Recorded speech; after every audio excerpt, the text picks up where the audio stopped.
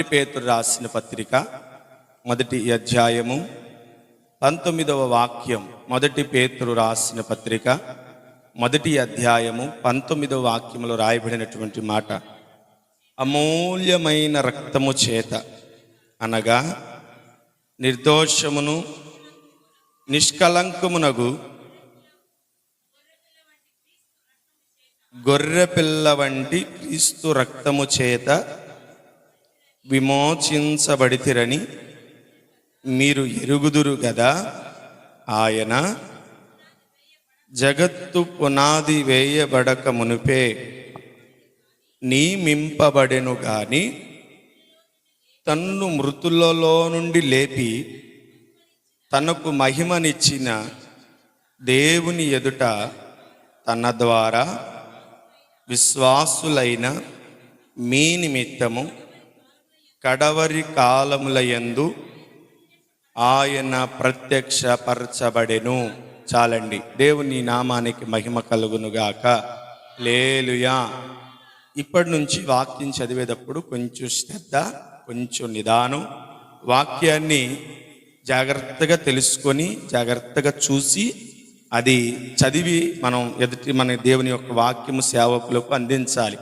మంచిది. ప్రియమైనటువంటి దేవుని ప్రజలారా, చదవబడిన వాక్య భాగము పేతురు తన పత్రికలో మొదటిగా రాస్తూ అంటున్నాడు, అమూల్యమైన రక్తము చేత అనగా నిర్దోషమును నిష్కలంకమునగు గొర్రెపిల్ల వంటి క్రీస్తు రక్తము చేత విమోచించబడితిరని మీరెరుగుదురు కదా.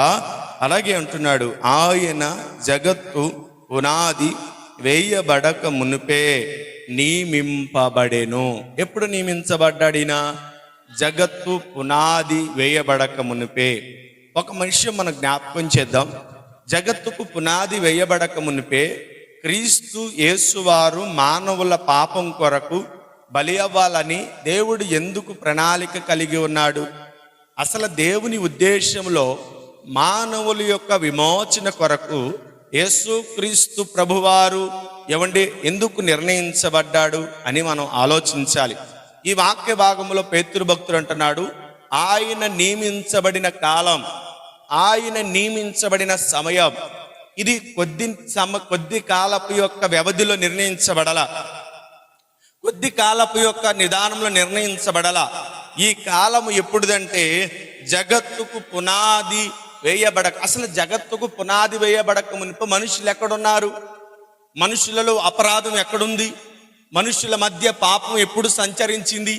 మనుషులకు ఎప్పుడు ఈ పాపం అంటింది? ఎప్పుడు దేవుడు ఈ పాపమును పరిహరించడానికి ఆలోచన చేశాడంటే, భూమికి పునాది వేయబడక మునిపే మనుషులలో జరుగు ప్రతిదానిని ఎరిగిన వాడయ్యుండి ఆయన ఏం చేశాడు తెలుసా? ఆనాటి కాలమునకు ముందుగానే దేవుడు బలిని సిద్ధపరిచి ఉంచాడంట. దేవునికి స్తోత్రం కలుగునుగాక. ఎప్పుడు ఈ బలి సిద్ధం అంటే, మానవులు పుట్టి మానవుల ద్వారా జనాంగం ఏర్పరచబడక మునుపు ఆ మానవుల ద్వారా అపరాధము సంప్రాప్తమయ్యి మనుషులందరూ పాపానికి దాసులు ఆ విధానము లేక మునిపే దేవుడు ఏం చేశాడంటే ముందుగానే నిర్ణయించేశాడు, ముందుగానే ప్రణాళికను సిద్ధపరిచాడు. అలా ఆలోచించుకుంటూ వస్తే ఏదేను తోటలో ఆదామవ్వలు పాపము చేసిన తర్వాత వారి పాపము నిమిత్తము బలవటకు గొర్రెపిల్ల ఎక్కడి నుంచి వచ్చేది చెప్పండి? ఆయన ప్రణాళిక ఎంత గొప్పదో తెలుసా? ఆయన ఉద్దేశం ఎంత గొప్పదో తెలుసా? మనము అపరాధులమై, మనము పాపము చేసి దేవునికి దూరమయ్యి దేవుని యొక్క ఎడబాటుకు మనం కారణమవుతామని చెప్పి మన పాపములకు పరిహారముగా దేవుడు ముందుగానే తన ప్రణాళికను సిద్ధం చేసుకున్నాడు. ఆయన సిద్ధం చేసి మానవుల యొక్క విమోచన కొరకు బలిని ఎప్పుడో రెడీగా పెట్టి ఉంచాడు. ఏదేను తోటలో ఆదామవ్వలు పాపం చేయడం, ఆ పాపము ద్వారా వారు ఏదేను తోట నుంచి వెలివేయబడడం, ఆ ముందుగానే దేవుడు ఏం చేశాడంటే ఆ ఏదేను తోటలో ఒక బలి క్రమాన్ని ఆయన సిద్ధపరిచి ఉంచాడు. ఆయన అనాది కాలంలోనే నిర్ణయించబడిన దేవుడు. ఎప్పటి నుంచి నిర్ణయించబడ్డాడంటే ఆదామవ్వల కాలము నుంచే నిర్ణయించబడ్డాడు. ఇంకా చెప్పాలంటే ఆదామవ్వలకు పూర్వమే ఆయన నిర్ణయించబడి, ఇదిగో ప్రతి మానవాళి యొక్క పాపము కొరకు ఆయన ఏం చేయబడుతున్నాడు తెలుసా? పరిహారముగా ఇవ్వబడుతున్నాడండి. పరిహారముగా ఇవ్వబడుతున్నాడు. ఏదైనా తోటలో బలి అయినది ఏమండి గొర్రె పిల్లగా ఆయనే. ఆ తదుపరి తర్వాత మనం చూసుకుంటూ వస్తే ఇస్సాకు నోవాహు బలిపీఠము కట్టి బలర్పించిన మొట్టమొదటి బలి ఆయనే.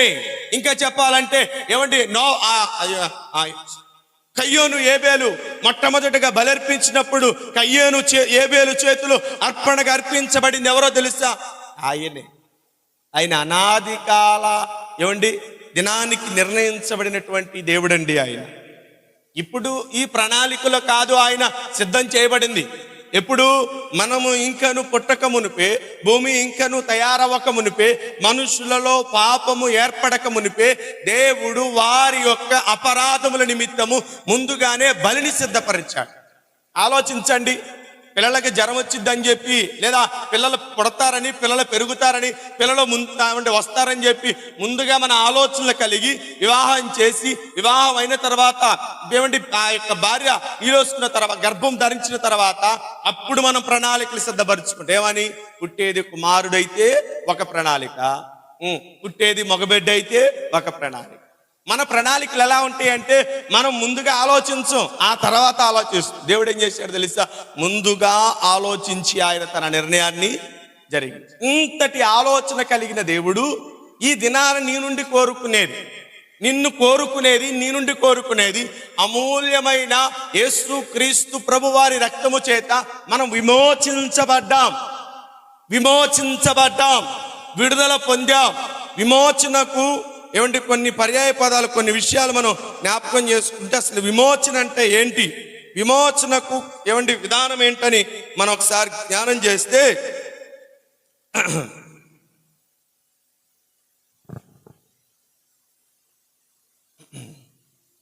దేవునికి స్తోత్రం కలుగునుగాక. హల్లెలూయా, హల్లెలూయా. దేవుని యొక్క సన్నిధిలో విమోచన అనగా దేవుని యొక్క సన్నిధిలో నుండి మనకు వచ్చిన వెడబాటు, లేదా మన పాపముల నిమిత్తము, లేదా మన పాపమును బట్టి దేవునికి వచ్చిన ఎడబాటును దేవుడు తొలగించి దేవునితో సమాధానపరిచాడంట. మన పాపములకు పరిహారము, మన అపరాధములకు పరిహారము, అలాగే మన పాపము ద్వారా దేవునికి దూరమైనటువంటి విధానాన్ని దేవుడు తన విమోచన ద్వారా ఏం చేశాడంటే మనము ఆయనకు సమీపస్తులుగా మార్చాడు. ఇప్పుడు నేను వాక్యంలోనికి వస్తున్నాను. ప్రియమైనటువంటి దేవుని ప్రజలారా, ఒక విషయం మనం జ్ఞాపకం చేసుకుందాం. ఈ దినం మనం విమోచించబడ్డామని విశ్వసిస్తున్నారు అందరూ. నేను పాపము నుండి, దేవునికి విరోధమైనటువంటి ఉగ్రత నుండి, దేవుని యొక్క ఎడబాటులో నుండి నేను విడిపించబడ్డాను, విమోచించబడ్డాను, ఇదిగో దేవునికి నేను సమీపస్తుడిగా మారాను అని మనం ఒకవేళ ఆలోచించి నేను దేవుని యొక్క విమోచనలో ఉన్నాను, విమోచించబడ్డాను అని ఎవరైనా ఆలోచించగలిగితే, ఇప్పుడు మనం వాక్యంలోనికి వస్తే విమోచించబడిన మనము చేయవలసిన పనులు. విమోచించబడ్డం మంచిదే, విమోచన పొందాం, విడుదల పొందావు, మంచిదే. విడుదల పొందిన నీ జీవితం ఎలా ఉంది అనేది ఒక ప్రశ్న దేవుడి సన్నిధిలో అడిగాను. దేవా, మరి ఈ సంవత్సరం ఆఖరిలోనికి వచ్చాం. ఈ సంవత్సరం ఆఖరిలో మా సంఘము ఎలా ఉండాలి, మా సంఘ స్థితిగతులు, సంఘ బిడ్డల యొక్క స్థితిగతులు ఎలా ఉండాలి, ఏ రీతిగా ఉంటే వారు నువ్వు ఇచ్చేటువంటి నూతన సంవత్సరంలో వారి యొక్క జీవితాలు దీవించబడతాయి, వారి కుటుంబాలు దీవించబడతాయి, వారి కుటుంబాలు ఆశీర్వదించబడతాయి అని ప్రభు సన్నిధిలో అడిగినప్పుడు, ఇదిగో ప్రభు వారు జ్ఞాపకం చేస్తున్నారు. విమోచించబడిన వారు ఏ రీతిగా ఉంటే, ఏ రీతిగా ఉండాలో ప్రభు జ్ఞాపకం చేస్తున్నాడు. ఏ రీతిగా ఉంటే నీ యొక్క జీవితము క్షేమంగా ఉండిద్ది, ఏ రీతిగా ఉంటే నువ్వు ఆశీర్వాదాన్ని పొందుకుంటావు, ఏ రీతిగా ఉంటే దేవుడిచ్చు నిత్య స్వాస్థ్యాన్ని నువ్వు పొందుకొనగలుగుతావు, అసలు ఏ రీతిగా ఉండాలి.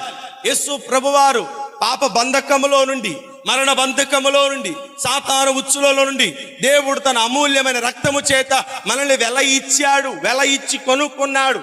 వెల ఇచ్చి కొనుక్కోవడం అంటే బానిసపు సుంకలాల్లో నుండి, బంధింపబడిన స్థితిలో నుండి మనకు సాతానుడు విధించిన వెల, క్రయధనము. ఈ క్రయధనమును దేవుడు ఇచ్చి మనల్ని విడిపించి స్వతంత్రులుగా చేసి మనము ఆయనలాగా బ్రతకాలని, ఆయన వలన బ్రతకాలని, ఆయనలో బ్రతకాలని ఆకాంక్షించి మనకు స్వతంత్రాన్ని ఇస్తే, విడుదల పొందిన మన జీవితాలు ఎలా ఉన్నాయో ఒకసారి పరిశీలన చేసుకోవాలి. విడుదల పొందిన నీవు విడుదలకు దయచేసిన దేవునికి తగినట్లుగా నువ్వు బ్రతుకుతున్నావా? విడుదల దయచేసిన దేవునికి తగిన రీతిగానే నువ్వు జీవిస్తున్నావా? మత్తయి సువార్త 1వ అధ్యాయం 21వ వాక్యంలో రాయబడినటువంటి మాట, ఆయన తన ప్రజలను వారి పాపముల నుండి విడిపించాడు. నీ పాపపు బంధకాల నుండి విడిపించాడు. నీ శాపపు బంధకాల నుండి విడిపించాడు. లోకము దాని యొక్క ఇచ్చల నుంచి విడిపించాడు. సాతానుడు నీ మీద మోపబడిన ఆ రుణమును దేవుడు చెల్లించి నీకు విడుదల కలిగించి దాసుడుగా ఉండవలసిన నిన్ను, బానిసగా ఉండవలసిన నిన్ను, బందీగా ఉండవలసిన నిన్ను స్వతంత్రునిగా మార్చాడండి. ఇంతటి స్వతంత్రాన్ని ఇచ్చిన దేవునికి నువ్వు ఏ రీతిగా ఉంటున్నావు? ఈ సంవత్సరపు ఆఖరి ఆదివారమున నిన్ను నీవు పరిశీలించుకోవడానికి, నిన్ను నీవు పరీక్షించుకోవడానికి, వాక్యం అనే అద్దం ముందు నిలబడి నీ జీవితాన్ని ఒకసారి పరిశీలనగా చూసుకోవడానికి దేవుడి దినాన్ని నిన్ను దర్శించి మాటలు అందిస్తున్నాడు. ఆయన విడిపించాడు, నిన్ను విడుదల కలిగించాడు. లేదంటే మన పూర్వపు స్థితిని గురించి ఒకసారి జ్ఞాపకం చేసుకుంటే, మనము అజ్ఞానపు దశలో ఉన్నామంట. అజ్ఞానపు దశలో మనం ఉండగా ఆ అజ్ఞానము మనల్ని బంధించి తనకు నచ్చినట్లుగా నడిపించింది. ఏది మంచిదో, ఏది మేలుకరమైనదో, ఏది దీవెనకరమైనదో, ఏది ఆశీర్వదించేదో, ఏది మనల్ని ఉన్నత రాజ్యానికి నడిపించేదో తెలియకుండా అంధత్వాన్ని ఇస్తే దేవుడు ఏం చేశాడు తెలుసా? మన అంధ బ్రతుకులను, గుడ్డి బ్రతుకులను దేవుడు ఏం చేశాడు తెలుసా? కనులిచ్చాడు మనకి. అంటే తెలుసుకోవడానికి ఆయన మనకు కనులిచ్చాడు. ఇప్పుడు చూస్తున్నావు నువ్వు దేవుని వాక్యం ద్వారా సత్యమేంటో అసత్యమేంటో తెలుసుకుంటున్నాను. ఇంత తెలిసిన నీ జీవితము, ఇంతగా దేవుని చేత విడుదల పొందిన నీ జీవితము ఎలా ఉంటుంది? పరిశీలన చేసుకున్నావా? రక్షణ పొందిన నాటికాడ నుంచి నేటి వరకు, లేదా ప్రభువుని వెంబడిస్తున్న నాటికాడ నుంచి నేటి వరకు, ప్రభు రక్తము చేత కడగబడి పరిశుద్ధ రక్తము చేత నువ్వు వెల ఇచ్చి కొనబడిన నీ జీవితం ఎలా ఉంటుంది? ఎలా ఉంటే నువ్వు నూతన సంవత్సరంలో నూతన ఆశీర్వాదాలు నువ్వు పొందుకుంటావు? ఎలా గడిపితే నీ జీవితము నూతనమైనటువంటి కృపను పొందుకొని నూతన యెరూషలేముకు సిద్ధపడిద్ది. జ్ఞాపకం చేసుకోండి. ఏదో తూతు మంత్రంగా వచ్చి దేవుని సన్నిధిలో గడిపి వెళితే నీకు మేలు కలగదు. ఆచారంగా అలవాటుగా వచ్చి వెళితే నీకు జీవితానికి ఆశీర్వాదం దొరకదు. ఏదో భక్తిపరంగా వచ్చి నువ్వు వెళ్ళిపోతే దేవుడు నిత్యరాజ్యాన్ని నీకు ఇవ్వడు. వేషధారులను, కపట భక్తి చేసే వాళ్ళని, ఏమండి ఈ లోకంలో మోసకరమైనటువంటి జీవితం జీవించే వారిని దేవుడు పరలోక రాజ్యంలో స్వాస్థ్యము ఇవ్వడు వారికి. దేవునికి స్తోత్రం కలుగునుగా. యాకోబు 12 మంది గోత్రాల్లో 12 మంది కుమారులు 11 మందికే గోత్రాలను ఇచ్చాడు, 11 మందికే స్వాస్థ్యాలను ఇచ్చాడు. దేవునికి స్తోత్రం కలుగునుగా. 11 మందికే స్వాస్థ్యం ఇచ్చారు. ఒక నాయనికి స్వాస్థ్యం ఇవ్వాల. ఎందుకు స్వాస్థ్యం ఇవ్వలే తెలుసా? అతడు ఎవరో తెలుసా? యెహోవా ఇంటి మీద ఆధారపడాలి. అతడు దేవుని ఇంటి మీద ఆధారపడాలి. ఎవరతడు? లేవి అనగా స్తుతి, లేవి అనగా దేవునికి పరిచారకుడు, దేవునికి పరిచర్య చేయవాడు. లేవి దేవునికి ఇష్టడు. అందుకే దేవుడు 11 గోత్రాలకి స్వాస్థ్యాలను, ఆస్తులను పంచిపెట్టాడు. కానీ 4వ గోత్రంగానో 3వ గోత్రము 4వ గోత్రము లేవిది. లేవికి మాత్రం దేవుడు స్వాస్థ్యాన్ని, ఆస్తులు లేవు. ఇంకో విషయం చెప్పాలంటే 11 గోత్రాలకి వాహన సదుపాయాలు, అంటే వారి యొక్క జీవన విధానంలో ప్రయాణించుటకు, వారి జీవన విధానములో వారు ముందుకు వెళ్ళటానికి అవసరమైనటువంటి వాహన సదుపాయాలు 11 గోత్రాలకు ఉన్నాయి. కానీ ఒక గోత్రానికి వాహన సదుపాయం లేదు. ఎందుకోసమో తెలుసా? ఈ ఒక్క గోత్రము వాహనం మీద నడిపించబడకూడదు. ఈ ఒక్క గోత్రమే వాహనమయ్యి దేవుని మందస్సాన్ని అంట తమ భుజముల మీద నడిపించాలి.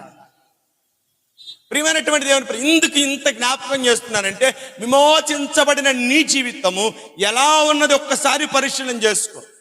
11 గోత్రాలకు స్వాస్థ్యం ఇచ్చిన దేవుడు ఆ ఒక్క గోత్రానికి స్వాస్థ్యం ఇవ్వకపోవడానికి గల కారణం ఏంటో తెలుసా? వారు దేవుని ఇంటిలో, దేవుని స్వాస్థ్యములో వారు పాలివారవ్వాలి. అంటే భూ సంబంధమైన ప్రతి ఆస్తిని వారు లేనట్లుగా కోల్పోవాలి, వారికి లేకుండా జీవించాలి.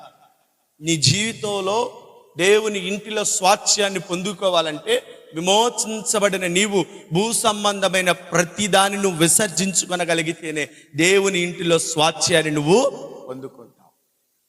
భూ సంబంధమైన దాని మీద మనస్సులు పెట్టుకొని ఆ లేవి గోత్రం కూడా, ఇదిగో మాకు స్వాస్థ్యం కావాలి, మాకు భూములు కావాలి, మాకు ఆస్తులు కావాలి, మాకు పొలములు కావాలి, స్థలములు కావాలి అని ఒకవేళ వారు ఏమండి దేవుని యొక్క నియమాన్ని ప్రక్కన పెట్టి వారు సొంతంగా ఆలోచించి విరోధ భావంతో దేవుని మాటకు లోబడకుండా ఇదిగో మాకు 12 గోత్రాల్లో స్వాస్థ్యం ఇవ్వండి అని చెప్పి 11 గోత్రాల్లో మాకు స్వాస్థ్యం ఇవ్వండి అని చెప్పి ఒకవేళ వారు లేచి నిలబడి దేవునికి విరోధంగా ఉంటే ప్రియమైనటువంటి దేవుని ప్రజలారా, వారికి ఇవ్వబడిన స్వాస్థ్యము ఏమండి భూమి మీద కొలిచేటువంటి దేనితో కూడా అది సమానము కానటువంటి స్వాస్థ్యం. దాన్ని పోగొట్టుకునేవాళ్ళు. ఏ స్వాస్థ్యం అది? భక్తుడైనటువంటి మోషే అంటున్నాడు, దేవా మా స్వాస్థ్య భాగము, మా పానీయ భాగము నీవేనయ్యా. మా స్వాస్థ్యం నీవే, మా ఆస్తి నీవే, మాకున్నదంతా నీవే, మా పానీయ భాగము, మా ఆహార భాగము నీవే ప్రభా. అసలు నీ ఇంటిలో ఏముందో తెలుసా? సకల సమృద్ధి ఉంది. ఇంతటి ఆస్తి మీద అధికారాన్ని పోగొట్టుకోకుండా కాపాడుకున్నది ఎవరు? లేవి. నీ జీవితంలో విమోచించబడిన నీవు దేవునికి, దేవుని ఇంటికి వారసుడుగా, హక్కుదారుగా ఉండాలంటే లేవి జీవితంలాగా నీ జీవితం కూడా భూ సంబంధమైన దేని మీద మనస్సు నిలుపుకోకూడదు. 11 గోత్రాలకు వాహనాలు ఇచ్చాడు కానీ 12 గోత్రానికి వాహనాలు ఇవ్వాల. ఏమన్నాడో తెలుసా? వారు నా మందస్సమును భుజముల మీద మోయాలని. భుజముల మీద మోయాలి. ఈనాడు మనం ప్రతి ఒక్కరము యేసుక్రీస్తు వంశావళిలో మనం ఉన్నాం. యేసుక్రీస్తు వంశావళిలో ఉన్న మనము దేవుని ఇంటిలో స్వాస్థ్యమును పొందుకున్న మనము ఎలా ఉండాలో తెలుసా? భూ సంబంధమైన ప్రతి స్వాస్థ్యాన్ని మనం విసర్జించాలి. భూమి మీద కలిగే, భూమి మీద దొరికే వీటి మీద మనం ఆశ వదులుకుంటేనే. అందుకే ప్రభువారు అంటున్నాడు, ఎవడైనా నన్ను వెంబడింపగోరిన యెడల తనను తాను తగ్గించుకొని తనను తాను ఉపేక్షించుకుంటేనే నన్ను వెంబడించగలడు. నన్ను వెంబడించాలంటే ఉపేక్షణ ముఖ్యం. ఉపేక్షించాలి అంటే, ఉపేక్షించడం అంటే వదులుకోవడం. ఏది వదులుకోవడం? భూ సంబంధమైన ప్రతి దానిని వదులుకుంటేనే విడుదల పొందిన నీ జీవితము దేవునికి హక్కుదారుడిగా, దేవుని ఇంటిలో స్వాస్థ్యము పొందుకున్న దానిలాగా దేవుని ఇంటిలో ఆ స్వతంత్రతను నువ్వు సంపాదించుకుంటావు.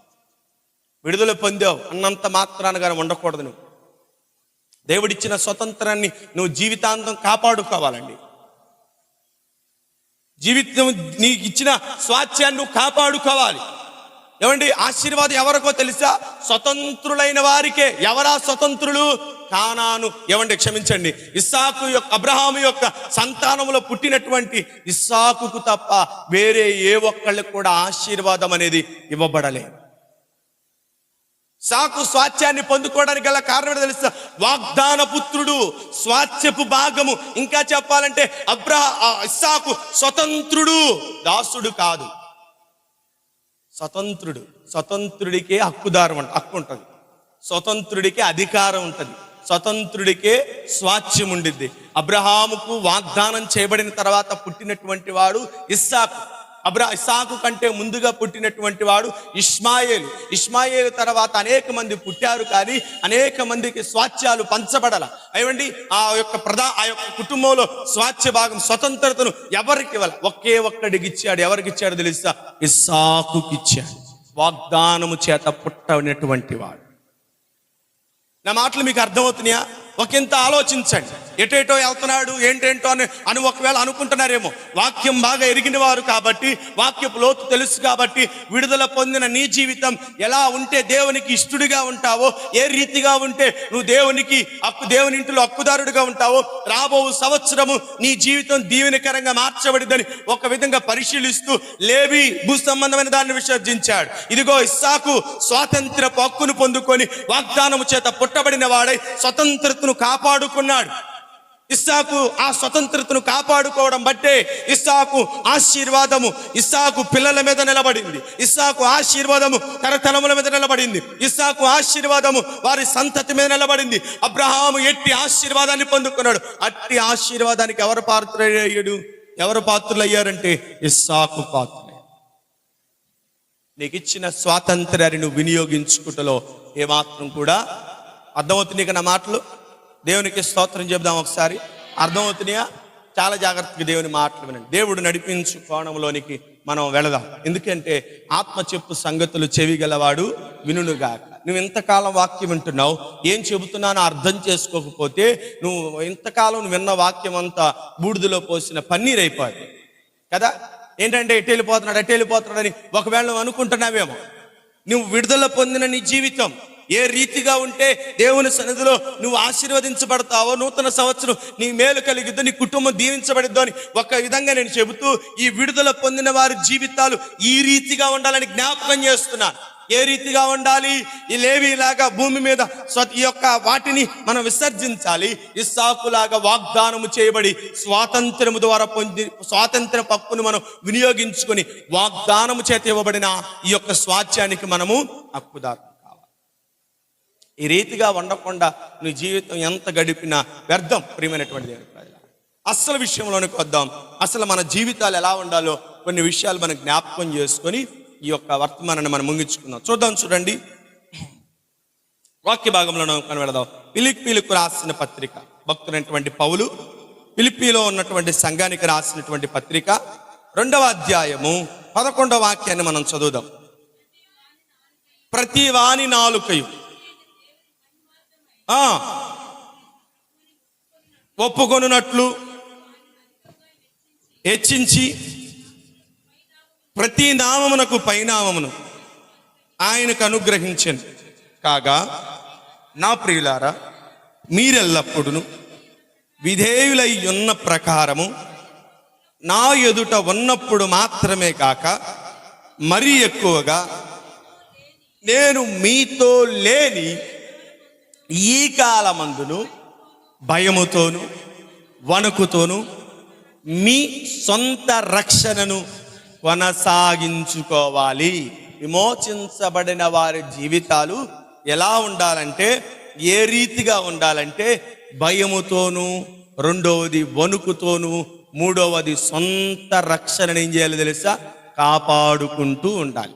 సహజంగా మనుషునికి భయభక్తులు అనేవి చాలా తక్కువ. భయం ఎప్పుడేసిద్దంటే ఏవైనా చూడరాని సంఘటనలు చూసినప్పుడు, ఏదో విననాటువంటి సంఘటనలు విన్నప్పుడు, ఆశ్చర్యం కలిగించే సంగతులు విన్నప్పుడు మాత్రమే మనుష్యుడు భయపడతాడు. అసలు నువ్వు భయపడవలసినటువంటి విధానం దేనిదంటే, నీ సొంత రక్షణ విషయంలో నీ జీవితము భయముతోను భక్తితోను సొంత రక్షణ ఏం చేయాలి తెలుసా? కాపాడుకోవాలంట. విమోచించబడిన నీ జీవితము, విడుదల పొందిన నీ జీవితము స్వాస్థ్యమును పొందుకోవాలంటే, హక్కుదారుడిగా మార్చబడాలంటే దేవుని సన్నిధిలో ఎలా ఉండదో తెలుసా? భయముతోను వణుకుతోను తమ సొంత రక్షణను కాపాడుకునేటట్లుగా ఉండాలంట. ఫిలిప్పీలో ఉన్న సంఘానికి భక్తుడైనటువంటి పౌలు రాస్తున్నాడయ్యా, నేను మీ ఎదుట ఉన్నప్పుడు కాదు, నేను మీ ఎదుట మీ దగ్గర ఉన్నప్పుడు నా ముందు భక్తి ప్రదర్శించడం కాదు, నా ముందు విధేయతతో ఉండటం కాదు, నా ముందు జడిసినట్లుగా ఉండటం కాదు, నా ముందు ఇదిగో ఈ లోకమైన వాటిని విసర్జించుట కాదు, ఇదిగో నేను నీ ముందు లేని ఈ కాలమును నీవెలా ఉండాలో తెలుసా? భయముతో వణుకుతో ప్రభువైన దేవుని ఎదుట నీ రక్షణ విషయమే జాగ్రత్తగా ఉండాలి. దేని విషయం భయపడాలి? ఈ లోకపు మాలిన్యములో, ఈ లోకపు అపవిత్రతలో, ఈ లోకపు ఉచ్చులో నీ పాదములు జారిపోకుండా అపవాది సంబంధమైనటువంటి కార్యక్రమాలకు నువ్వు లోనవు సందర్భములో నీవు దేవునికి విరోధంగా మార్చబడతావని ఎరిగిన వాడవై ఉండి, ఇదిగో భక్తి విషయంలో, రక్షణ విషయంలో ఎల్లప్పుడు జాగ్రత్తగా ఉంటూ ఉండాలంట. నీ రక్షణ నువ్వు జాగ్రత్తగా కాపాడుకోవాలి. రక్షణ కాపాడుకోకుండా, రక్షణ సాక్ష్యాన్ని కాపాడుకోకుండా ఎంత కాలం బ్రతికినా నీ జీవితం వ్యర్థం. వాక్యం చెప్పు. నీ రక్షణ నువ్వు కాపాడుకుంటున్నావా? నీ రక్షణ జీవితాన్ని నువ్వు కాపాడుకుంటున్నావా?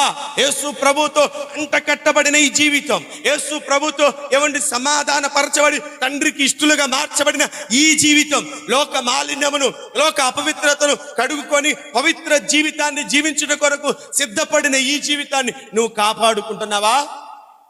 నిర్లక్ష్యం చేస్తున్నావా? నీ రక్షణ విషయంలో నిర్లక్ష్యంగా ఉంటే విడుదల పొందిన నీ జీవితము దేవుణ్ణి సంతోషపరచదు. దేవునికి ఇష్టడుగా నువ్వు బ్రతకలేవు. దేవునికి ఇష్టడుగా బ్రతకాలంటే నీ రక్షణ విషయమే జాగ్రత్త. లోక మాలిన్యాన్ని అంటించుకోమాక. లోక అపవిత్రతకు నిన్ను నువ్వు లోబరుచుకోమాక. సంఘంలో ఉన్నప్పుడు ఒకలాగా, బయటికి వెళ్ళినప్పుడు ఒకలాగా. నీ జీవితం సరిగా లేకపోతే ప్రియమైనటువంటి దేవుని ప్రజలారా, నీ కొరకు అగ్నిగుండం దాచబడి ఉంది. దాన్ని నువ్వు చేరకోకుండా ఉండాలంటే నీ రక్షణ నువ్వు కాపాడు. ప్రతి దినం క్రైస్తవుడు ఏం చేయాలో తెలుసా?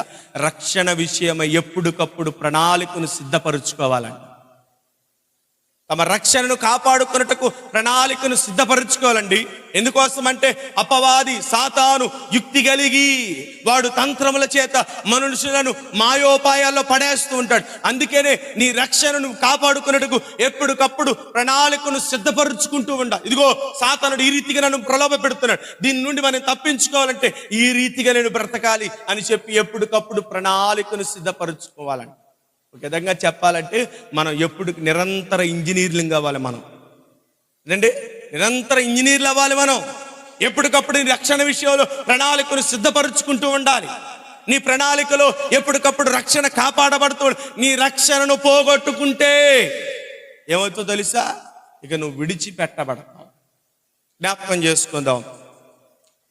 ఇర్మియా గ్రంథంలో 5వ అధ్యాయం 22వ వాక్యంలో రాయబడినటువంటి మాట. సమయం కొంచెం తొందరగా ముగిస్తాను. ఇర్మియా గ్రంథం 5వ అధ్యాయం 22వ వాక్యం.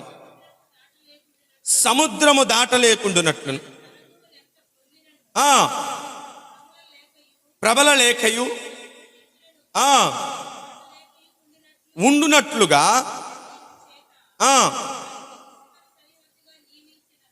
నాకు మీరు భయపడరా? అస్సలు చూడండి, దేవుని యొక్క హస్తము, దేవుని యొక్క బలము ఎలా ఉంటుందో తెలుసా? ఉప్పెత్తున పొంగు ఈ యొక్క సముద్రపు తరంగములను దేవుడు అనిచి నిమిత్తము దేవుడు దానికి ఏం చేశాడు తెలుసా? ఇసుకను అడ్డుకట్ట వేశాడు. ఆయన యొక్క బల పరాక్రమములను, ఆయన గొప్పతనమును వివరిస్తూ ఆయన ఎన్ని శక్తి కార్యక్రమాలు జరిగించాడు వాటన్నిటిని వివరిస్తూ అంటున్నాడు, ఇంతటి మహోన్నతుడైన నాకు మీరు భయపడరా? నా సన్నిధిని మీరు వరకరా? నా బలము, నా పరాక్రమము, నా శక్తి కార్యక్రమాలు తెలిసి కూడా మీరు మీ జీవితంలో భయం అనేది, వణుకు అనేది మీకు రావట్లేదు. చూడండి, అన్యజనులలో జరిగిన కార్యక్రమాలను మనము చూస్తూ ఉంటే వారి జీవితంలో వారు ఎంతగా వారి దేవుళ్లకు భక్తి కలిగి ఉంటారు. క్రైస్తవులమైన మనము దేవుని శక్తిని, దేవుని పరాక్రమ క్రియలను, దేవుని యొక్క మహోన్నతత్వాన్ని తెలిసి కూడా మనము దేవుని సన్నిధిలో భయపడట్లేదు. అసలు ఆయన సన్నిధికి రావటం అంటే ఎలా రావాలి, ఎలా ఉండాలి, ఏ రీతిగా ఉండాలి కదా? ఆయన యొక్క బల పరాక్రమ క్రియల గురించి చెబుతూ సముద్రమునకు ఆయన ఏం చేశాడు తెలుసా? అడ్డుకట్టను వేసినటువంటి వాడు కదా. నువ్వు వెళ్ళి సముద్రం ముందు నిలబడి, ఏ సముద్రం ఆగు అంటే ఆగిద్దా? సముద్రానికి అడ్డుకట్టను వేయగలవా? సముద్రాన్ని నీవు జ్ఞానతో కొలగలవా? సముద్రమునకు నీవు ఎల్లలు విధించగలవా? సముద్రంలో ఉన్న జలచలాచులకు నీవు ఆజ్ఞ ఇవ్వగలవా? వాటన్నిటిని ఆజ్ఞ ఇచ్చి నడిపించువాడు శక్తిమంతుడైన దేవుడు, మహోన్నతుడైన దేవుడు, పరాక్రమశాలి అయిన దేవుడు. ఆయన ఉండగా ఆయన సన్నిధిని మనం ఎలా ఉండాలి తెలుసా? భయముతో, వణుకుతో ఉండాలి కదా. అసలు ఆయన గురించి మనం చెబుతూ ఉంటే మన జీవితాలు ఎలా ఉండాలంటే ఎంత భయం కలగాల. ఆయనను గురించి మనం భయపడకుండా మన జీవితాలు ఎంత నిర్లక్ష్యంగా నడుపుతున్నామో కదా. సంవత్సరం అంతా ఎంత నిర్లక్ష్యంగా గడిపేశామో. దేవుని గురించి వినబడుతున్నా, దేవుని యొక్క శక్తి కార్యక్రమాలు ప్రచురపరుస్తున్నా, దేవుని యొక్క మహోపకార్యాలు ప్రచురించబడుతున్నా, ఆయన చేతి పనుల గురించి ఇంత వివరంగా చెప్పబడుతున్నా, దేవుని సన్నిధికి వస్తున్న నీవు ఎంత నిర్లక్ష్యమో. ఎంత నిర్లక్ష్యమో. 365 రోజుల్లో 62 రోజులు అయిపోయి ఇంకా 3 రోజులు మిగిలి ఉంటే ఈ 3 రోజుల్లో ఎన్ని ఆదివారాలు వచ్చావంటే కొంతమందే చెయ్యెత్తారు. ఎన్ని వారాలు దేవుని సన్నిధిలో ఉపవాసం ఉన్నామంటే ఎంతమంది చెయ్యెత్తుతారు? ఎంతమంది ప్రార్థన జీవితాన్ని మిస్ కాకుండా అనునిత్యం దేవుని సన్నిధిలో ప్రార్థన చేస్తున్నామంటే ఎంతమంది చెయ్యెత్తగలరు? ఒకసారి పరిశీలన చేయండి. దేవుని యొక్క మహాపరాక్రమైనటువంటి క్రియలను వివరించబడుతున్న దేవుని సన్నిధిలో నువ్వు ఎంత భయభక్తులతో ఉంటున్నావు, ఎంత భయముతో, ఎంత వణుకుతో నీవు ఉంటున్నావు.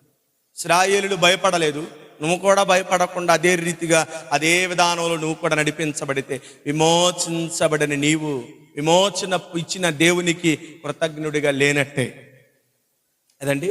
నీ కొరకు ఏం చేశాడు? ఆయన వెల ఇచ్చి ఆయన నిన్ను కొనుక్కున్నాడు. ఎంత వెల ఇచ్చాడు? ఏం వెల ఇచ్చాడంటే క్షయమైపోయే వెండి బంగారాలతో కాదంట ఆయన నేను విడిపించింది. వెండి బంగారాలతో కాదు, ప్రాణమునకు ఆధారమైన తన రక్తముని నీకు విమోచన క్రయధనముగా ఇచ్చాడు. విమోచించిన నిన్ను, విడిపించిన నీవు ఎలా ఉండాలి? ఆయనకు మాదిరికనం ఉండాలి, మాదిరి చూపాలి. విడుదల పొందిన నీ జీవితము ఆయన అడుగు జాడలో నడవాలి. ఆయన నేర్పించు మాట, ఆయన చూపించు బాట నువ్వు కలిగి జీవించాలి. ఇదే తప్ప దేవునికి వ్యతిరేకంగా నువ్వు నడవకూడదు. అలా విడుదల దేవునికి వ్యతిరేకంగా నువ్వు నడిస్తే విమోచించబడిన నీ జీవితము దేవునికి విరోధంగా ఉన్నటువంటి నీ జీవితాన్ని బట్టి నిత్య అగ్నిగుండం నీకు సిద్ధపరచబడి. అందరికి అర్థమవుతున్న మాటలు. దేవునికి స్తోత్రం కలుగునుగా. రెండవదిగా మనం చూద్దాము, దానియేలు గ్రంథము 5వ అధ్యాయము 25వ వాక్యం. విమోచించబడిన మన జీవితాలు ఎలా ఉండాలి అనే పరీక్షలలో మనం చూస్తున్నాం. ఇప్పుడు విమోచించబడిన మన జీవితాలు ఎలా ఉండాలి? 5వ అధ్యాయం 25వ వాక్యం దానియేలు గ్రంథం. ఈ వాక్య భావమేమనగా, మినే అనగా దేవుడు నీ ప్రభుత్వ విషయంలో లెక్క చూచి దాన్ని ముగించెను. టేకేల్ అనగా ఆయన నిన్ను త్రాసులో తోచగా నీవు తక్కువగా కనబడితివి. పెరెస్ అనగా నీ రాజ్యము నీ వద్ద నుండి తొలగింపబడును. ఎవరి గురించి రాయబడుతున్న మాటలు ఇవంటే చెప్పండి, ఎవరి గురించి రాయబడుతున్నాయి? ఎవరా? ఎందుకంత అనుమానంగా చూస్తున్నారు? దేవునికి స్తోత్రం కలుగునుగా. బబులోను రాజైన బెల్షాజరు గురించి రాస్తున్నాడు. ఏం రాస్తున్నాడు? ఇదిగో బెల్షాజరు, నీ ప్రవర్తన దేవునికి అంగీకారంగా లేదు కాబట్టి దేవుడు నీకు ఇచ్చిన ఈ భూరాజు పరిపాలన విషయంలో ఆయన లెక్క చూడగా నీ జీవితము ఎలా ఉందంటే దేవునికి విరోధంగా ఉంది కాబట్టి ఆయన నిన్ను లెక్క చూచి నీ రాజ్యమును నీ చేతిలో నుండి దేవుడు తీసివేసుకుంటున్నాడు. భూమి మీద సాధ్యమును స్థిరపరచువాడు, అధికారం ఇచ్చువాడు దేవుడు. ఒకరిని కూర్చుండబెట్టాలన్నా, ఒకరిని పడదోయాలన్నా ఆయనకి అధికారం కలిగి, ఆయనే మనుష్యుల విషయంలో, భూరాజుల విషయంలో లెక్క చూశాడంట, లెక్క చూశాడు. ప్రియమైనటువంటి దేవుని ప్రజలారా, విమోచించబడిన మన జీవితం ఎలా ఉండాలో తెలుసా? ప్రతి దినము దేవునికి లెక్కప్ప చెప్పాలి, లెక్కప్ప చెప్పాలి. మన క్రియల లెక్కప్ప చెప్పాలి, మన చేతుల పని లెక్కప్ప చెప్పాలి, మన ఆలోచన విషయంలో లెక్కప్ప చెప్పాలి, మాటల విషయంలో కూడా నువ్వు లెక్కప్ప చెప్పాలి. లెక్కప్ప చెప్పకుండా నువ్వు ఉన్నావు అనుకో, దేవుడు నీకు ఇచ్చిన దాన్ని ఆయన తిరిగి తీసేసుకుంటాడు. దేవుడు నీకు ఇచ్చిన దాన్ని తిరిగి తీసేసుకుంటాడు. నీ జీవితంలో లెక్కపత్రం లేకుండా బ్రతకమాక, లెక్కలేని జీవితం జీవించమాక, లెక్కలేనటువంటి మాటలు మాట్లాడమాక, లెక్కలేనటువంటి ప్రవర్తన కలిగి ఉండమాక. నీవు ఒకరికి లెక్క అప్పజెప్పాలన్న ఇంకిత జ్ఞానం కలిగి నీ జీవితంలో జరుగు ప్రతి వాటికి నేను లెక్క అప్ప చెప్పవలసి ఉన్నదని గ్రహించి జాగ్రత్తగా ఉండాలని ఎబ్రీయులకు రాసిన పత్రికలో రాయబడినటువంటి నువ్వు లెక్క అప్పజెప్పాలి. నీ జీవితం గురించి, నీ యొక్క రక్షణను పొందుకున్న దాని గురించి, నీ జీవితపు యొక్క విధానముల గురించి ప్రభువుకు లెక్కప్ప చెప్పాలి. యవనుడు లెక్కప్ప చెప్పాలి. వృద్ధాప్యంలో ఉన్నవారు లెక్కప్ప చెప్పాలి. నడి వయసులో ఉన్నవారు నడి వయసులో లెక్కప్ప చెప్పాలి. సేవకులు లెక్కప్ప చెప్పాలి. విశ్వాసులు లెక్కప్ప చెప్పాలి. ప్రతి మనుష్యుడు దేవుని న్యాయపీఠం దగ్గర నిలబడినప్పుడు మన జీవితముల గురించి లెక్క ఉంది. లెక్క అడుగుతాడు ఆయన. లెక్క సరిగ్గా లేకపోతే జాగ్రత్త. నీ లెక్క దేవుని దగ్గర ఉంది. నీ దినములు లెక్కించబడక మునిపే ఏమండి, నీ దినములన్నిటిని ఆయన ఏం చేశాడు? లెక్కించాడు. కీర్తన గ్రంథంలో రాయబడినటువంటి మాట చూడండి, ఏమని రాయబడిందో చూద్దాం. భక్తుడైనటువంటి లోకాసు వార్తలో 12వ అధ్యాయం 7వ వాక్యంలో రాయబడినటువంటి మాట ఏముంది అక్కడ? 12:7 లోకాసు వార్త 12వ అధ్యాయం 7వ వాక్యంలో రాయబడినటువంటి మాట, నీ తల వెంట్రుకలన్నీ లెక్కింపబడి ఉన్నవని. చూడండి ఏంటంట, తెల్ల వెంట్రుకలన్నీ కూడా ఎవరి లెక్కలో ఉన్నాయి? దేవుని లెక్కలో ఉన్నాయి. రాలే ఎంటికలు ఎన్నో, ఉండే ఎంటికలు ఎన్నో, తెల్లెంటుకులు ఎన్నో, నల్లెంటుకులు ఎన్నో, చెప్పండి, అన్నిటి లెక్క ఆయన దగ్గర ఉంది. అంటే తల వెంట్రుకల లెక్కే లెక్క పెట్టాడంటే నీ తలంపుల లెక్క కూడా ఆయన చేతిలో ఉందిగా కదా. తలంపుల లెక్క కూడా ఉందిగా. ఎన్ని తలంపులు, ఎన్ని తలంపులు పుడుతున్నాయి, ఏమేం తలంపులు పుడుతున్నాయి, అసలు నీ తలంపులు ఎలా ఉన్నాయి, నీ యోచనలు ఎలా ఉన్నాయి, నీ ఆలోచనలు ఎలా, లెక్క అడుగుతాడు. జాగ్రత్త. నీ లెక్కను దేవునికి అప్పగించే విషయంలో ఏటిని బట్టి ఏ రీతిగా నువ్వు లెక్క అప్పచెప్పాలో గ్రహించి ప్రతి విషయంలో అడుగు ఆచితూచివేయి, మాట ఆచితూచివేయి, జాగ్రత్తగా నడుచుకో, ప్రవర్తన విషయంలో జాగ్రత్తగా ఉండు. ఈ సంవత్సరపు ఆఖరిన దేవుడు నీకు పరీక్షగా, దేవుడు నిన్ను పరిశీలనగా అడుగుతున్న మాట, విమోచించబడిన నీ జీవితం నాకు తగినట్లుగానే ఉందా? రాబోతున్న సంవత్సరం నీకు దీవెనకరంగా మార్చాలన్న, రాబో సంవత్సరం నీకు ఆశీర్వాదకరంగా ఉండాలన్న, ఈ మిగిలిన దినములన్నీ నువ్వు క్షేమంగా దాటి రాబో సంవత్సరం నువ్వు అడుగు పెట్టాలన్న, ఈ దినము నుండి నువ్వు ఎలా ఉండాలో తెలుసా?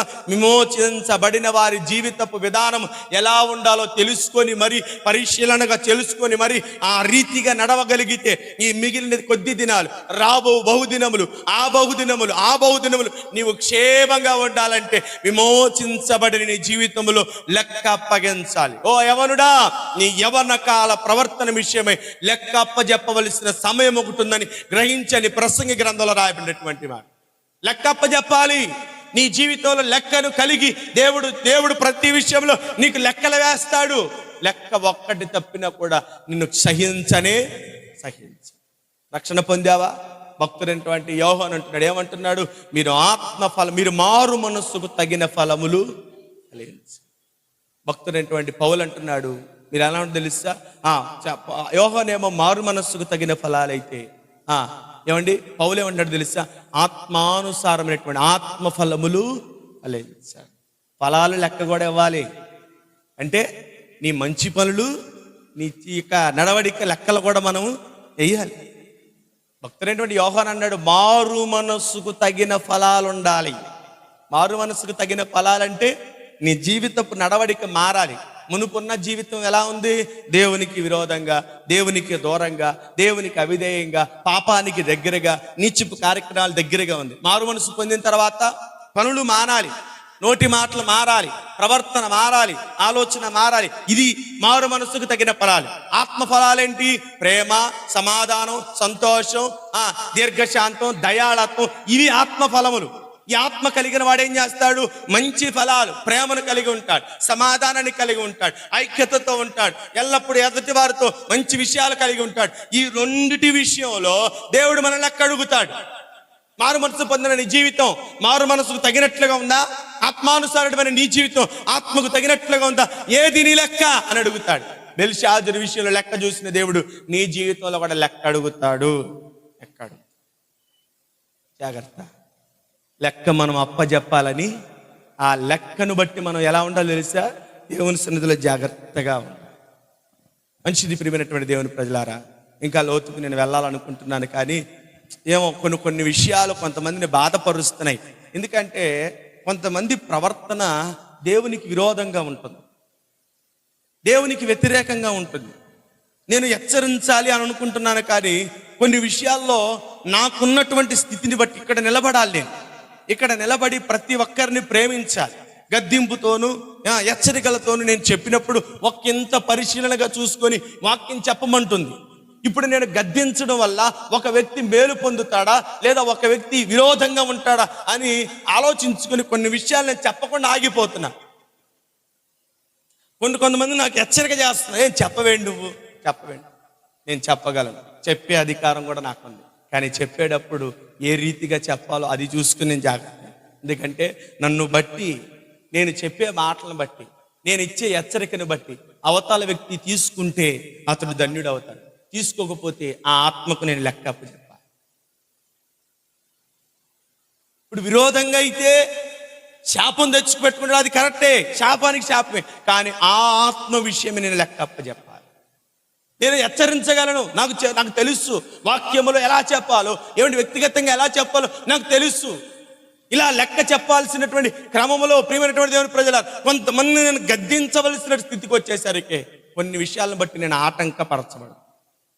ఎందుకంటే ప్రియమైనటువంటి నాకు ఇవ్వబడిన బాధ్యతలో కొన్ని బరువులు నా మీద ఉండేసరికి స్వతంత్రంగా నేను వాక్యం చెప్పగలను, కానీ స్వతంత్రంగా మిమ్మల్ని ప్రేమించగలను, కానీ స్వతంత్రంగా మీకు దేవుని వాక్యాన్ని పంచగలను, కానీ స్వతంత్రతతో నేను గద్దించే విషయంలో ఏ రీతిగా తీసుకుంటారనే భయం నాకు ఎక్కువగా వెంటాడుతుంది. అందుకే నేను ఎక్కువ చెప్తున్నాను, నాకు ఒక వాక్యంలో నాకు ఒక స్థాయి రావాలి, నేను ఒక వయస్సు పెరగాలి, నాకు ఒక అనుభవం పెరిగితే అప్పుడు నేను గద్దిస్తానని కొంతమంది మాటలు దాటేస్తాను. లెక్క అప్ప చెప్పాలండి. దేవుని సన్నిధిలో నీ ప్రవర్తన ఎలా ఉంటుంది, దేవుని ఇంట్లో నీ ప్రవర్తన ఎలా ఉంటుంది? అర్థమవుతున్నాయి నా మాటలు? బోరు కొడుతున్నాయి? అర్థమవుతున్నాయిగా? దేవుని ఇంట్లో నీ ప్రవర్తన ఎలా ఉంటుంది, ఏ రీతిగా ఉంటుంది? లెక్క అప్ప చెప్పాలి. జాగ్రత్త. ఏబు భక్తుడు అంటున్నాడు చూడండి, 31వ అధ్యాయం 4వ వాక్యంలో రాయబడినటువంటి మాట. ఏబు గ్రంథం 31వ అధ్యాయం 4వ వాక్యం చూడండి, చకచక చూడండి, నేను ముగిచ్చేస్తాను. ఎరుగును కదా నా అడుగు జాడలన్నిటినీ లెక్కించును కదా. చూడండి ఏమంటున్నాడు, ఆయన నా అడుగు జాడలన్నిటిని కూడా ఏం చేస్తాడు? ఆ పై వచ్చిన ఏముందమ్మా, నా ప్రవర్తన అంతటిని కూడా ఎరుగుతాడు కదా. ఆయన నీ ప్రవర్తన అంతటిని ఎరుగుతాడు. నీ ప్రవర్తన, నీ తీరు, నీ తెన్ను అన్నీ ఆయనకి తెలుసు. ఇప్పుడు దేవుడు చూస్తున్నాడు అని మనం అంటాం కదా. మరి ఇంత చండాల పనులు, ఇంత పాపాత్మ పనులు, ఇంత వ్యతిరేకమైన పనులు చేస్తున్నప్పుడు దేవుడు ఎందుకు మౌనంగా ఉంటున్నాడు? ఎందుకు దేవుడు ఏం మాట్లాడకుండా ఉంటున్నాడు? ఎందుకు దేవుడు మనుషులకు తీర్పు తీర్చట్లేదు? ఎందుకు మనుషులకు కఠినమైన శిక్షలు వేయట్లేదంటే ఇది కృపాకాలం, తెలుసా? ఇది కృపాకాలం. కృప ఏం చేస్తుంది తెలుసా? పాపం ఎక్కడ విస్తరిస్తుందో అక్కడ కృప విస్తరిస్తుందంట. ఎందుకని? కృపను బట్టి పాపం చేయడానికి కాదు, పాపమును బట్టి దేవునికి అవిధేయులుగా మరణానికి దగ్గరగా వెళుతున్న మనము ఇదిగో కృపచేత మనము రక్షణ పొందుకోవడానికి, కృపచేత మన మీద ఉన్న శాపపు కాడిని పోగొట్టుకోవడానికి, శాపగ్రస్తమైన జీవితాన్ని పోగొట్టుకోవడానికి. ఎక్కడ పాపం విస్తరిస్తుంది అక్కడ కృప అధికంగా విస్తరిస్తుంది. కృప దాటివేయబడిన తర్వాత, అర్థమవుతుందా? కృప తీసివేయబడిన తర్వాత నీ జీవితంలో చేయు ప్రతిదానికి కఠినమైన శిక్ష ఉంటుంది. జాగ్రత్త. కఠినమైన శిక్ష ఉంటుంది, మామూలు శిక్ష కాదు. ఆ తర్వాత నువ్వు నెత్తి నోరు కొట్టుకున్నా కూడా దేవుడు కనికరించడు. కృపకాలం ఉన్నంత వరకు నువ్వు ఎన్ని కార్యక్రమాలు చేసిన దేవుడు ఏం చేస్తాడు తెలుసా? సహిస్తాడు, భరిస్తాడు, ఓపిక పడతాడు. నీ మీద ఉన్నటువంటి కృపను దాటిపోయి, కృప దాటేంత వరకు, కృప దూరమయ్యేంత వరకు, కృప నీ వద్ద నుండి తీసివేయనంత వరకు దేవుడు అలా ఓపికతో చూస్తాడు. ఎప్పుడైతే కృపాకాలం ముగిసిందో తర్వాత వచ్చేది తెలుసా? తీర్పు కాలం ప్రారంభమైందంట. మనుషుల మీదకి దేవుడు తీర్పు పంపేస్తాడు. అవే తెగుళ్ళు, నాశనము దేవుడు పంపేస్తాడు. అర్థమవుతుందా? నీ జీవితపు లెక్క దేవునికి అప్పజెప్పవలసి ఉన్నదని ఎరిగి విమోచించబడిన నేనైనా నీవైనా నీ ప్రవర్తన విషయంలో జాగ్రత్తగా ఉండు. ఎలా ఉండాలో పరిశీలన చేసుకో. ఏ రీతిగా ఉంటే దేవుడు ఇష్టపడతాడో యోచించుకో. నీ మాటలు, నీ చూపులు, నీ ఆలోచనలు సమస్తమును దేవుని యొక్క ఆధీనంలో ఉండినట్లుగా నువ్వు జాగ్రత్త మసులుకుంటేనే విమోచించబడిన నీవు దేవుడిచ్చు స్వాస్థ్యమును నీవు పొందగలుగుతావు. ప్రియమైనటువంటి దేవుని ప్రజలారా, మళ్ళీ ఇంకో మాట మనం చూద్దాము. మొదటి దశలోనికి రాసిన పత్రిక 1వ అధ్యాయము 9-10 వచనాలు. నేను కొంచెం సమయాన్ని తక్కువ వినియోగించుకోవాలని నేను ఇంకా లోతుకు వెళతలేదు, ఎందుకంటే సాయంత్రం మనకి ఇంకా కూడిక ఉంది. దాన్ని బట్టి నేను కొంచెం సమయాన్ని తగ్గిస్తున్నాను. ఆ మొదటి దశలోనికి రాసిన పత్రిక 1వ అధ్యాయము 9-10 వాక్యములు.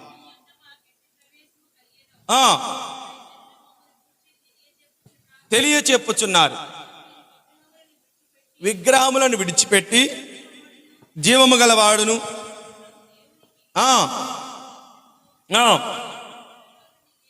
మృతులలో నుండి లేపిన యేసు అనగా రాబో ఉగ్రత నుండి మనల్ని తప్పించుచున్న ఆయన కుమారుడైన యేసు పరలోకము నుండి వచ్చునని ఎదురు చూచుటకును. మనం మూడవది కలిగి ఉండవలసింది ఏంటో తెలుసా? ఎదురు చూపులు. ఏ ఎదురు చూపులు? ప్రత్యక్షము. యేసు క్రీస్తు ప్రత్యక్షమగు ఆ ప్రత్యక్షతను మనం చూచు వరకు ఎలా ఉండాలి తెలుసా? ఎదురు చూపులు చూస్తూ ఉండాలి. రక్షణ పొందాం, విడుదల పొందాం, యేసు ప్రభువు రక్తము చేత విమోచించబడిన మన జీవితంలో మొదట కలిగి ఉండవలసినది ఏంటో తెలుసా? మొదట కలిగి ఉండవలసింది ఏంటి చెప్పండి? మొదట కలిగి ఉండవలసింది అర్థం కాలేదు కదా. మొదట మనం కలిగి ఉండవలసింది ఏంటి? దేవుని యొక్క రక్షణ విషయంలో మనం ఏం చేయాలి? జాగ్రత్తగా ఉండాలి. భయపడుతూ వణుకుతూ రక్షణను మనం కాపాడుకోవాలి. రెండవది లెక్క అప్పజెప్పాలి. మూడవది మన జీవితములు ప్రభు రాకడ కొరకు మనం ఏం చేస్తుండాలి తెలుసా? ఎదురు చూస్తూ ఉండాలి. ప్రభు కొరకు మనం ఎదురు చూస్తామంటే భూలోకంలో మనం ఎలా ఉండాలో తెలుసా? ప్రభు రాకడ కొరకు సిద్ధపడినటువంటి వ్యక్తులుగా మనం ఈ లోకములో అన్ని విషయాల్లో సిద్ధపడాలి. సిద్ధపడితేనే రాకడ కొరకు ఎదురు చూడగలవు. సిద్ధపడ్డావా? రక్షణ విషయం సిద్ధపడ్డావా? ఆత్మ విషయం సిద్ధపడ్డావా? క్రియల విషయమే సిద్ధపాటు లేకుండా ప్రభు రాకడ కొరకు మనం ఎదురు చూడలేం. సిద్ధపడు.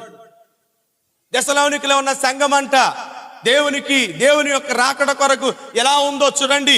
ఆ పై వచనాల్లో చెప్తూ అంటాడు చూడండి, 6వ వచనం కాడ నుంచి చదువుతుంటే, పరిశుద్ధాత్మ వలన కలుగు ఆనందములో గొప్ప ఉగ్రత యందు మీరు వాక్యమును అంగీకరించారంట. ఉపద్రవంలో వాక్యాన్ని అంగీకరించారంట. ప్రభువును పోలి నడుచుకున్న వారైతిరి, ఎదటి వారికి మాదిరి అయితిరి. మేమండి అకయాలో మీ స్వార్థను ప్రకటించు వారైతిరి, విగ్రహములను విడిచిపెట్టిన వారైతిరి. దెస్సలోనికలో ఉన్న సంఘము గ్రీకీయులు.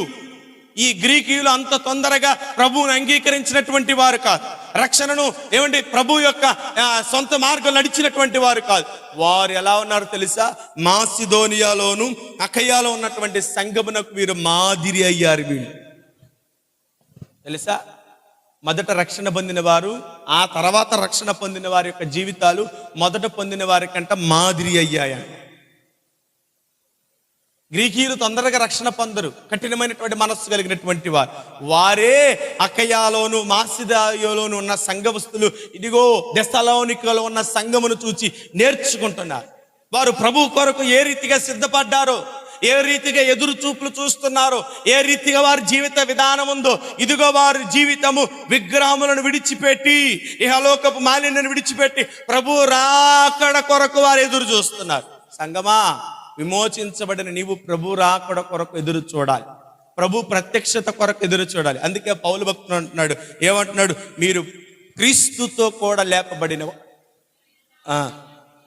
ఏం చేయాలి? పైనున్న వాటిని వెదకాలి. అక్కడ ఎవరున్నారు? తండ్రి కుడి పార్శ్వమున సింహాసనాసనుడైనటువంటి క్రీస్తు ఉన్నాడు. మన కొరకు రాబోవు క్రీస్తు అక్కడ ఉన్నాడు. మనం పైనున్న వాటిని వెదకాలి, కానీ క్రిందున్న వాటిని మనం ఎదిగితే సిద్ధపడనట్టు కదా. సిద్ధపడు మన జీవితంలో ప్రభు రాకడ కొరకు మనం సిద్ధపడితే, ప్రభు రాకడ కొరకు మనం ఎదురు చూస్తే, ఇదిగో ప్రభు మనల్ని ఎత్తుకొని పోతాడు. గనులైన వారి రథములు కొనిపోబడినట్లుగా మనం కొనిపోబడతాం. మన కొరకు మేఘములను పంపిస్తాడు, మన కొరకు తన పనివారిని పంపిస్తాడు. ప్రియమైనటువంటి దేవుని సంగమా, విమోచించబడిన నీలో ఈ లక్షణాలు ఉన్నాయా? రక్షణ కాపాడుకుంటున్నావా? లెక్క అప్పచెబుతున్నావా? ప్రభు రాకడ కొరకు ఎదురు చూస్తున్నావా?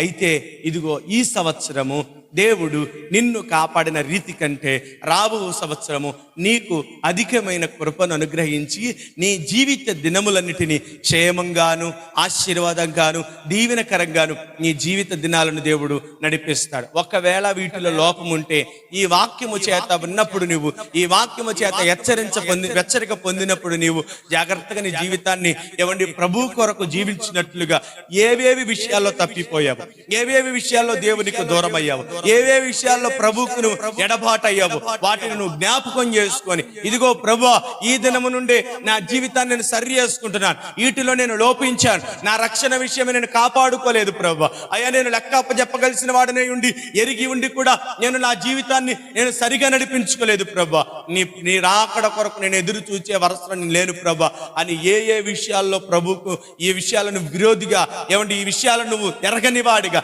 ఈ విషయాల్లో నువ్వు ఈ స్థితిలో నువ్వు లేనట్లయితే ఇది నువ్వు జ్ఞాపకం చేసుకో. ప్రభు నీకు ఇచ్చిన యొక్క వాక్యము నీ జీవితాన్ని సరిచేయడానికి, ప్రభు నీకు ఇస్తున్న ఆశీర్వాదానికి నువ్వు స్వాస్థ్యమునకు నువ్వు హక్కుదారుడుగా మార్చబడడానికి. మనము వాగ్దానము చేత పుట్టినటువంటి వారు. ఇస్సాకు ఎట్టి ఆశీర్వాదముకు వారసుడయ్యాడో మనం కూడా అట్టి ఆశీర్వాదానికి వారసులం అవ్వాలి. ఆ ఆశీర్వాదానికి వారసులం అవ్వాలని శాపగ్రస్తమైన మన జీవితములను ఆశీర్వాదంగా మార్చబడుట కొరకు, శాపగ్రస్తమైనటువంటి మన బ్రతుకులను ఆశీర్వాదకరంగా మార్చబడుట కొరకు శాపగ్రస్తమైన సిలువను ఆశీర్వాదము చేత ఆ శాపగ్రస్తమైనటువంటి సిలువను ఆయన మోసి మనకేమిచ్చాడు తెలుసా? ఆశీర్వాదాన్ని ఇచ్చాడు. బానిసలుగా ఉన్నటువంటి మనల్ని స్వతంత్రులుగా మార్చాడు. ఏమండి, ఏ స్వాస్థ్యమునకు అర్హుదారులుగా కాకుండా పరలోకపు స్వాస్థ్యాన్ని పొందుకున్నట కొరకు భూలోకంలో దేనియు కూడా నిన్ను అనుభవించనీయకుండా, దేని మీద నీ మనస్సు రానివ్వకుండా దేవుడు కాపాడుతున్నాడు. ప్రియ సహోదరి, ఈ మధ్యాహ్న కాల సమయం ఉన్నటువంటి వాక్యము నీ జీవితంలో విడుదల పొందిన నీవు, విమోచించబడిన నీవు, సాతాను బంధకము నుండి, పాప బంధకము నుండి విడుదల పొందిన నీవు ఎలా ఉంటున్నావో పరిశీలన చేసుకో. ఏ రీతిగా ఉంటున్నావో పరిశీలన చేసుకో. భక్తి, తూతు మంత్రం భక్తి చేసి నీ జీవితాన్ని గడుపుకుంటే ప్రభువు నిన్ను లెక్క అడిగినప్పుడు ప్రభువుకి లెక్క అప్పచెప్పలేవు. అందుకే వేషధారణయు కపటమైన మనస్సును మాని సమస్తమైన దుష్టత్వమును విడిచిపెట్టి దేవుని ఎదుట మనం ఎలా ఉండాలో తెలుసా? ధైర్యము కలిగిన వారిని మనం ఉండాలి. ఆ రీతిగా ఉండాలంటే మన విమోచన క్రయధనముగా చెల్లించబడిన యేసు క్రీస్తు రక్తమునకు తగిన విధానమును మనం నడుచుకోవాలి. అలా నడిపించబడి ప్రభు రాకడ కొరకు మనం ఎదురు చూస్తూ ప్రభు ఇచ్చు దీవెనలు మనం పొందుకొందుముగాక. ఇట్టి మాటలు మన దేవుడు మన వెనుకడిలో పదులుపరచునుగాక.